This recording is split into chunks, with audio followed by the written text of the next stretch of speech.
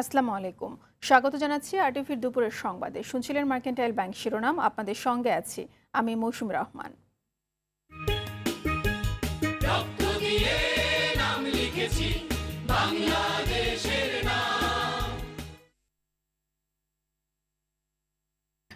৭১-এর ৭ই মার্চ সূচনা হয় বাঙালির ইতিহাসের নতুন এক অধ্যায়। শোষণ বঞ্চনার নাগপাশ ছিঁড়ে বেরিয়ে আসার আজন্ম লালিত স্বপ্ন উকি দেয় ওই সময়ের রেসকোর্সের ময়দান বা আজকের সোহরাওয়ার্দী উদ্যানে। হাজার বছরের শ্রেষ্ঠ বাঙালি বঙ্গবন্ধু শেখ মুজিবুর রহমান ডাক দেন মুক্তি সংগ্রামের। দীর্ঘ ৫০ বছরের পথ পরিক্রমায় ভাষণটি এখন বিশ্ব ঐতিহ্যের দলিল। আর মুজিববর্ষে ৭ই মার্চের ভাষণের দিনটি পালিত হচ্ছে জাতীয়ভাবে। রুহুল আমিন তুহিনের রিপোর্টে দেখুন বিস্তারিত। ৭১-এর মার্চের প্রথম রোববার, ক্যালেন্ডারের পাতায় তারিখ ৭। পুরো বাংলা অপেক্ষায় বাঙালির মুক্তি সংগ্রামের শ্রেষ্ঠ কবিতার। ৭ কোটি বাঙালির আকাঙ্ক্ষা ও রাজনৈতিক প্রজ্ঞার এক কালজয়ী কবিতা নিয়ে দৃপ্ত পদক্ষেপে কবি মঞ্চে এসে দাঁড়ালেন। কবিতার প্রথম শব্দের সঙ্গে সঙ্গেই উত্তাল জনসমুদ্রে নেমে এলো নীরবতা। দুঃখ ভারাক্রান্ত মন নিয়ে আপনাদের সামনে হাজির হয়েছি। আপনারা সবই জানেন এবং বোঝেন আমরা আমাদের জীবন দিয়ে চেষ্টা করেছি, কিন্তু দুঃখের বিষয় আজ ঢাকা, চট্টগ্রাম, খুলনা, রাজশাহী, রংপুরে আমার ভাইয়ের রক্তে রাজপথ রঞ্জিত হয়েছে। মহাকাব্যে রচিত হলো বাঙালির সংগ্রাম, মুক্তি চেতনার প্রতিচ্ছবি। হাজার বছরের শোষণ বঞ্চনার ইতিহাস, আন্দোলনের সূতিকা আর স্বাধীনতার দিক নির্দেশনা পেল ৭ কোটি বাঙালি। প্রত্যেক গ্রামে, প্রত্যেক মহল্লায়, প্রত্যেক ইউনিয়নে, প্রত্যেক সাব ডিভিশনে আওয়ামী লীগের নেতৃত্বে সংগ্রাম পরিষদ গড়ে তোলো এবং তোমাদের যা কিছু আছে তাই নিয়ে প্রস্তুত থাকো। মনে রাখবা, রক্ত যখন দিয়েছি, রক্ত আরো দেব। এই দেশের মানুষকে মুক্ত করে ছাড়বো ইনশাআল্লাহ। এবারে সংগ্রাম আমাদের মুক্তির সংগ্রাম, এবারে সংগ্রাম স্বাধীনতার সংগ্রাম।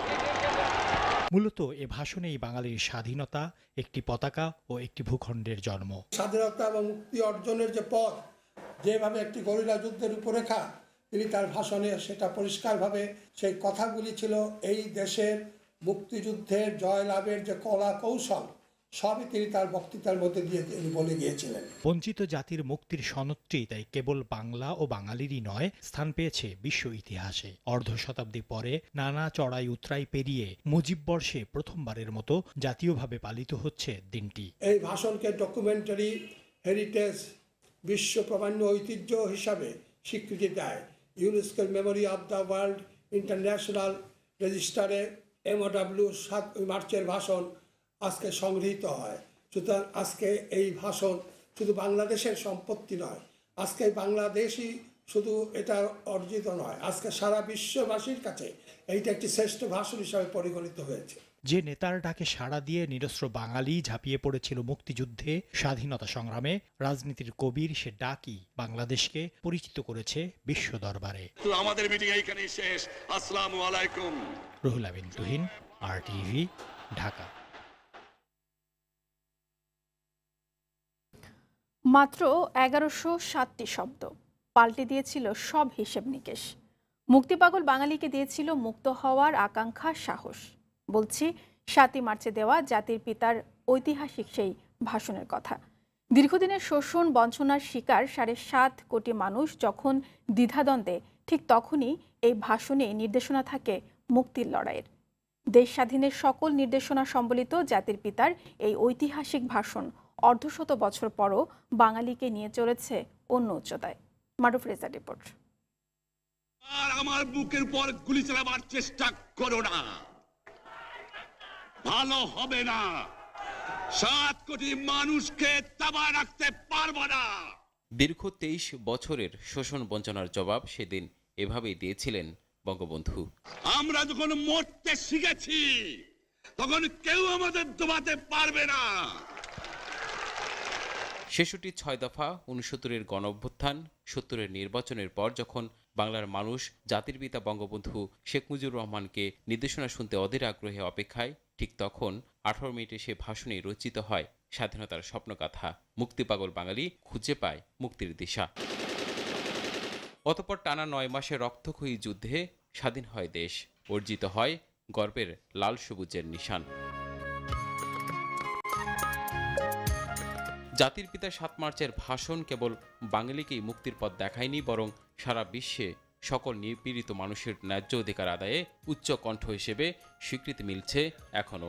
তিনি যে দিক নির্দেশনা দিলেন যুদ্ধে ঝাঁপিয়ে পড়ার, তার দিক নির্দেশনা যে যুদ্ধে ঝাঁপিয়ে পড়লেন এবং 9 মাস যুদ্ধ করে যে সেই সাধারণ মানুষ, কৃষক এবং সাধারণ মানুষ যে তারা যুদ্ধ করে একটা দেশ স্বাধীন করেছে, এইটার জন্য এই স্বীকৃতিটাই বেসিক্যালি এই ইউনেস্কোর 7 মার্চের ভাষণের স্বীকৃতির এক। অর্ধশত বছর আগে যে ভাষণ কোটি বাঙালিকে মুক্তির পথ দেখিয়েছিল, এনে দিয়েছিল লাল সবুজ পতাকা, বিশ্ব স্বীকৃতির মধ্য দিয়ে সে ভাষণ আজও জাতিকে নিয়ে চলেছে অনন্য মর্যাদায়। বঙ্গবন্ধু হচ্ছে শোষিত নিপীড়িত সাধারণ মানুষের নেতা ছিলেন।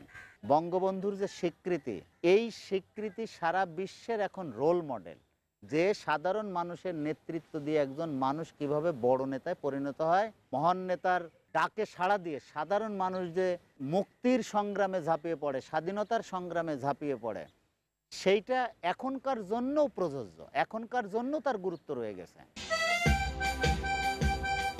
বিশ্ববুকে যতদিন অস্তিত্ব থাকবে বাঙালি জাতির, বিশ্ব মানচিত্রেও বাংলাদেশের হয়ে আলো ছড়াবে বঙ্গবন্ধুর সেই 1108টি শব্দ।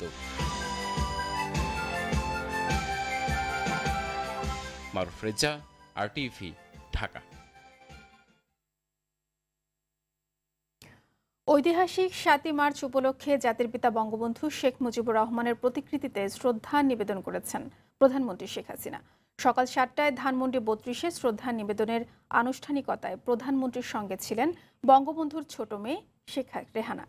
শ্রদ্ধা নিবেদন করে আওয়ামী লীগের সাধারণ সম্পাদক বলেন, 7 মার্চ নিয়ে সাধারণ মানুষকে বিভ্রান্ত করতেই দিনটিকে পালন করছে বিএনপি। রুহুল আমিন তুহিন জানাচ্ছেন বিস্তারিত। ভোরের আলো ফোটার সাথে সাথে বঙ্গবন্ধু ভবনের সামনে হাজার বছরের শ্রেষ্ঠ বাঙালির প্রতিকৃতিতে শ্রদ্ধা জানান প্রধানমন্ত্রী শেখ হাসিনা। উপস্থিত ছিলেন ছোট বোন শেখ রেহানাও। করোনার অতিমারি শুরুর প্রায় 1 বছর পর প্রকাশ্য কোনো কর্মসূচিতে অংশ নিলেন প্রধানমন্ত্রী। পরে আওয়ামী লীগের কেন্দ্রীয় নেতাদের সঙ্গে নিয়ে শ্রদ্ধা জানান আওয়ামী লীগের সাধারণ সম্পাদক ওবায়দুল কাদের।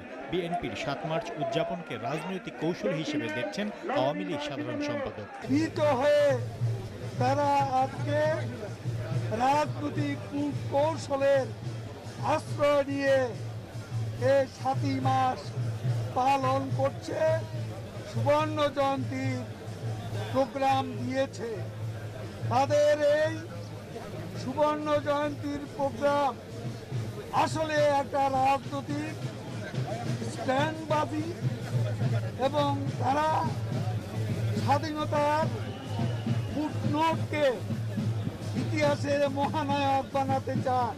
পরে আওয়ামী লীগের সহযোগী সংগঠনের নেতা কর্মী ও বিভিন্ন সামাজিক ও সাংস্কৃতিক সংগঠনের পক্ষ থেকে শ্রদ্ধা জানানো হয়।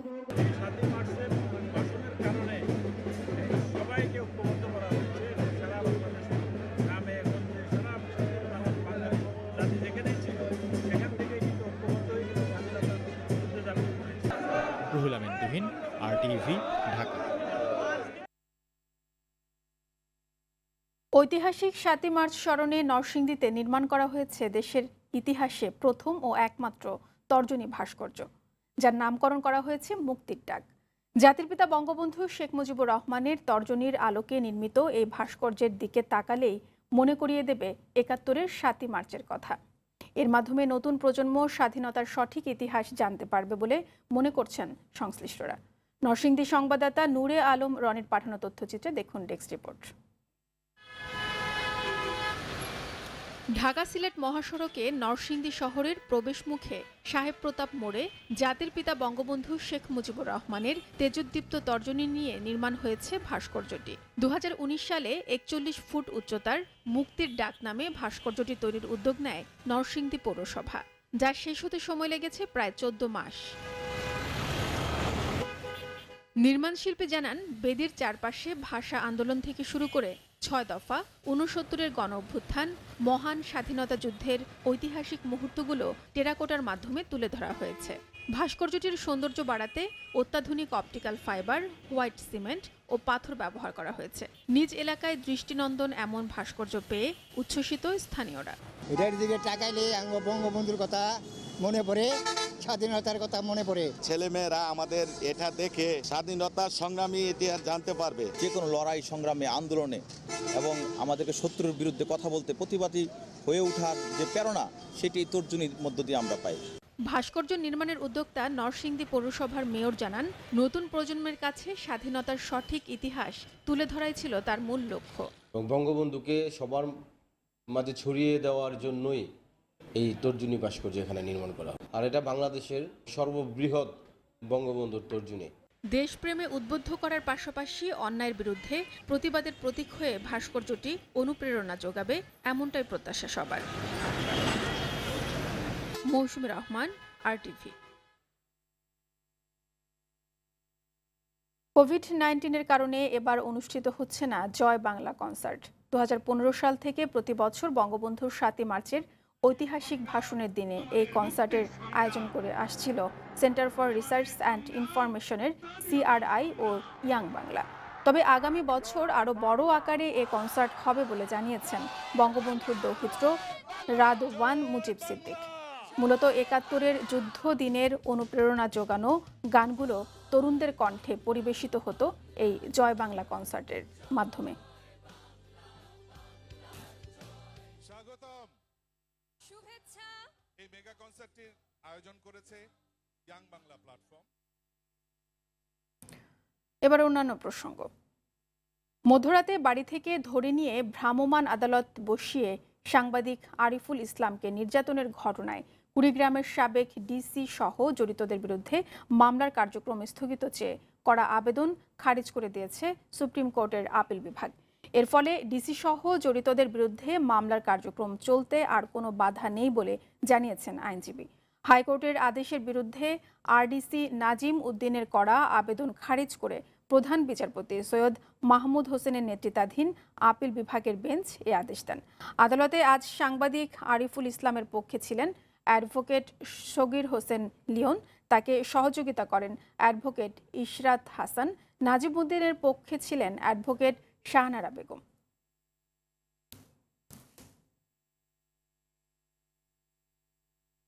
চট্টগ্রাম কেন্দ্রীয় কারাগার থেকে ফারুক হোসেন রুবেল নামের এক হাজতি নিখোঁজের ঘটনায় 2 কারারক্ষীকে সাময়িক বরখাস্ত করা হয়েছে। এছাড়াও প্রধান কারারক্ষীর বিরুদ্ধে বিভাগীয় মামলা এবং জেলার রফিকুল ইসলামকে ক্লোজ করা হয়েছে। ঘটনা তদন্তে ডিআইজি প্রিজনকে প্রধান করে 3 সদস্যের কমিটি করা হয়েছে।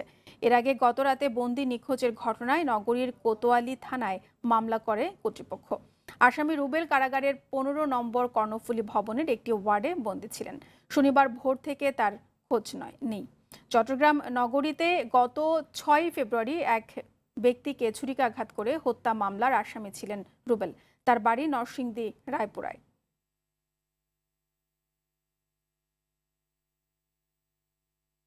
সিলেট এমসি কলেজে গৃহবধূকে দল বেঁধে ধর্ষণ মামলা দ্রুত বিচার ট্রাইব্যুনালে স্থানান্তরের প্রক্রিয়া শুরু হওয়ায় সাক্ষ্য গ্রহণ হয়নি। সকালে সিলেটের নারী ও শিশু নির্যাতন দমন ট্রাইব্যুনালের বিচারক মহিতুল হক শুনানি শেষে মামলাটি স্থানান্তরের কথা জানান। গত 7 ফেব্রুয়ারি বাদীপক্ষের আবেদনে ধর্ষণ ও ছিনতাইয়ের 2টি মামলার বিচার কাজ একই আদালতে শেষ করার আদেশ দেয় হাইকোর্ট। এরপর মামলাটি স্থানান্তর প্রক্রিয়া শুরু হয়। গত বছরের 25শে সেপ্টেম্বর টিলাগড় এলাকায় এমসি কলেজে স্বামীর সঙ্গে বেড়াতে আসা এক গৃহবধূর উপর নির্যাতন চালায় ছাত্রলীগের কর্মীরা।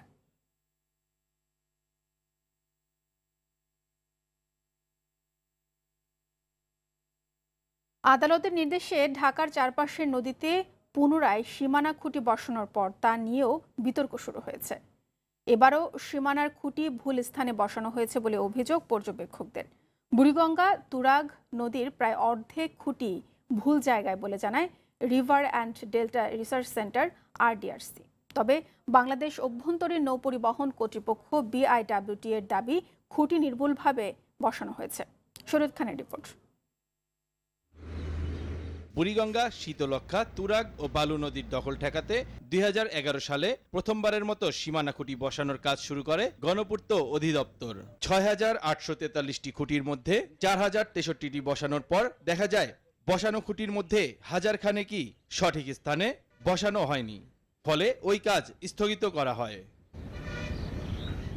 হাইকোর্টের আদেশে 2018 সালে পুনরায় কাজ শুরু করে BIWTA। নতুন করে দেয়া সীমানা পিলার নিয়েও প্রশ্ন উঠেছে। River and delta research centre RDRC Buriganga ও তুরাগ নদীতে জরিপ চালিয়ে দেখতে পায় 2 নদীতে বসানো 3084টি খুঁটির মধ্যে 1423টি খুঁটি নদীর মধ্যে বসানো হয়েছে। আমরা যেদিন সার্ভে করি সেদিন বুড়িগঙ্গাতে পানির ওয়াটার লেভেল 4.12 মিটার, আর সর্বোচ্চ হাইট ছিল এই বর্ষায় সর্বোচ্চ হাইট ছিল 6.61 মিটার। দ্যাট মিনস আমরা যেদিন মাঠে নামি সেদিন বর্ষার পানি 5 ফিটের কম থেকেও বেশি যখন নামে তারপরে আমরা মাঠে গিয়েছি। সেদিনও আমরা যে পিলারগুলোকে পানিতে পেয়েছি শুধু সেগুলোকে আমরা আইডেন্টিফাই করেছি। তো সুতরাং বর্ষার পুরো টাইমে ফোরশোরের সবচেয়ে হাইয়েস্ট ওয়াটার মার্কে যদি আপনারা যেয়ে থাকেন তাহলে আপনারা ম্যাক্সিমাম পিলারকে আসলে পানির ভিতরেই পাবেন। সরেজমিনে দেখা যায় কোথাও বেড়ি বাঁধের উপরে বসেছে খুঁটি, আবার কোথাও বাঁধ থেকে 20 থেকে 30 ফুট নদীর মধ্যে খুঁটির অবস্থান। প্রকল্প বাস্তবায়নে দুর্নীতি হয়েছে বলে মনে করে RDRC। মাত্র কয়েকদিন আগে বসানো খুঁটির কিছু অংশ এরই মধ্যে ভেঙে গেছে। তবে সীমানা খুঁটি নিয়ে অভিযোগ মানতে নারাজ BIWTA এর এই কর্মকর্তা। BIWTA এর একা কিছু করার ইখতিয়ার নেই, এটা জেলা প্রশাসন নেতৃত্বে ভূমি রেকর্ড জরিপ দপ্তর, পানি উন্নয়ন বোর্ড, DGDR অফিস সব সংস্থা মিলে একটা যৌথ জরিপ করা হয়, তার উপর ভিত্তি করেই এই সীমানা পিলার স্থাপন করা হয়। সুতরাং পরিবেশবাদীরা যেটা বলছে এবং তারাও এসব ভিজিটে থাকে, তারাও এসব কমিটিতে মাঝে মধ্যে থাকে, সুতরাং ঢালাভাবে এভাবে বলাটা সঠিক হবে বলে আমি মনে করি না। সরকারের তদন্ত কমিটির রিপোর্ট রয়েছে, ঢাকার চারপাশে সীমানা পিলার দেওয়ার ক্ষেত্রে তুরাগ নদীতে দেখা গেছে আদালতের রায় মেনে দেওয়া হয়নি। নৌ পরিবহন প্রতিমন্ত্রীও মনে করেন আগে ভুল হলেও এবার সঠিক স্থানেই বসানো হয়েছে খুঁটি। এর আগে PWD যে পিলারগুলো দিয়েছিল সেই পিলারগুলো সরিয়ে ফেলেছে। আপনার কথা সত্য, যেখানে দেওয়া হয়েছে এখান থেকে তুলে আরেক জায়গায় আবার নদীর কাছাকাছি নিয়ে যাওয়া হয়েছে, এবং এটা আমরা লক্ষ্য করেছি বলে এবার স্থায়ীভাবে এই পিলারগুলো দেওয়া হচ্ছে। নদীর সীমানা খুঁটির স্থান নির্ধারণে নতুন করে ভাবার পরামর্শ নদী বিশেষজ্ঞদের। শরীয়ত খান, RTV, ঢাকা।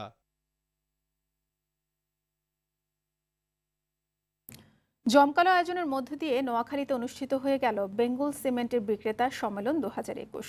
অনুষ্ঠানে কুমিল্লা ডিভিশনের 10 জেলার ডিলার সহ বৃহত্তর নোয়াখালীর সব বিক্রেতা অংশ নেন।